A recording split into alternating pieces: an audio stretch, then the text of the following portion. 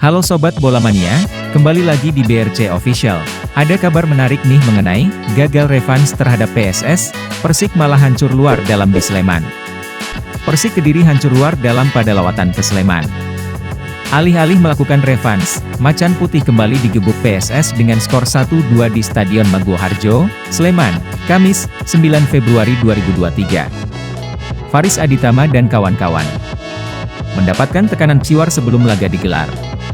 Saat melakukan official training, Rabu, 8 Februari 2023, lampu stadion tak dinyalakan, sehingga ini mengganggu persiapan akhir. Saat bertanding, Persik Kediri dirugikan wasit yang dipimpin Gedeon F. Dapaherang. Ada dua kejadian krusial di babak kedua yang dinilai pelatih Divaldo Alves perlu diperdebatkan. Pertama soal hadiah penalti yang diberikan ke PSS, karena bek Persik, Agil Munawar, dianggap melakukan pelanggaran di kotak penalti. Beruntung tendangan striker asing, Yevan Bohashvili, melambung tinggi di atas mistar. Komentar Divaldo Alves. Soal kepemimpinan wasit dalam pertandingan tersebut, pelatih Persik Kediri, Divaldo Alves, enggan untuk berkomentar.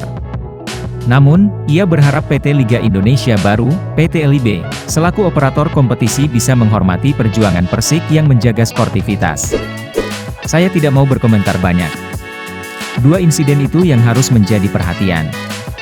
Bisa dilihat bersama dari tayangan televisi. Semua juga bisa menilai sendiri seperti apa kejadian itu, ujar Divaldo Alves. Saya minta sedikit saja kepada PT LIB. Tolong hormati kami yang telah berusaha keras main bola sportif. Kejadian itu membuat kami gagal dapat poin. Seharusnya kami bisa bermain imbang di sini, ujarnya. Bertekad keluar dari 3 posisi terbawah. Persik Kediri masih tertahan di dasar klasemen BRI Liga 1 2022-2023 dengan torehan 16 poin, tertinggal 9 poin dari posisi ke-15 yang sebenarnya merupakan zona aman jika masih ada sistem degradasi dan promosi. Namun, BRI Liga 1 2022-2023 telah ditetapkan tanpa degradasi pada akhir musim nanti sebagai satu dampak dari keputusan PSSI yang meniadakan Liga 2 dan Liga 3 musim ini.